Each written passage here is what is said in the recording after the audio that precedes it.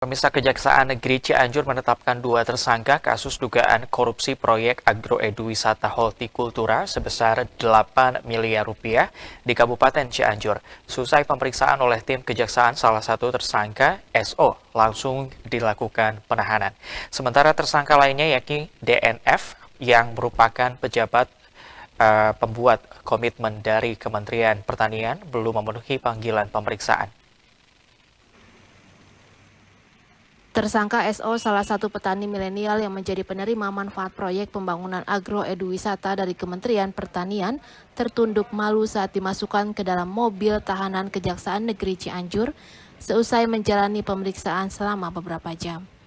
SO diduga terlibat kasus korupsi proyek pembangunan agroeduwisata Hortikultura senilai 8 miliar rupiah.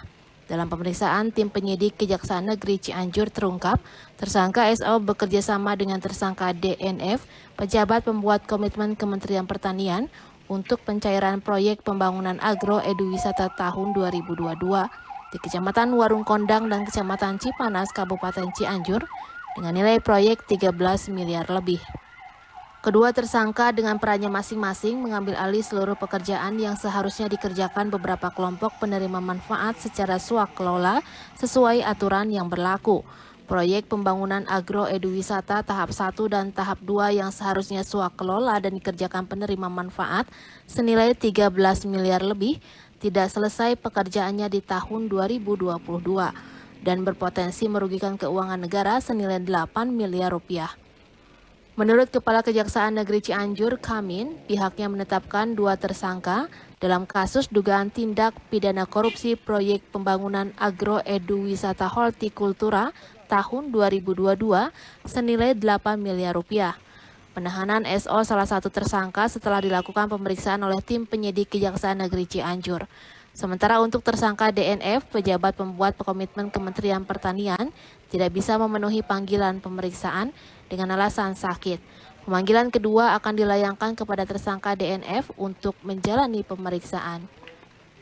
Telah menetapkan tersangka yang di Kabupaten Cianjur yang bersumber dari anggaran pipa Kementerian Pertanian, Dirjen Sarana dan Prasarana tahun anggaran 2022. Adapun kemudian program bantuan agrowisata ini, di mana kegiatan yaitu berupa bantuan dari pemerintah konservasi rehab agrowisata dalam bentuk transfer uang kepada penerima manfaat yang akan digunakan untuk pembangunan agrowisata. Adapun kegiatan tersebut anggarannya sebesar 13.449.000 rupiah. Kedua tersangka melanggar pasal 2 ayat 1 dan atau pasal 3 Undang-Undang Nomor 31 Tahun 1999 sebagaimana diubah dengan Undang-Undang Nomor 20 Tahun 2001 tentang Pemberantasan Tindak Pidana Korupsi. Heri Setiawan, Bandung TV.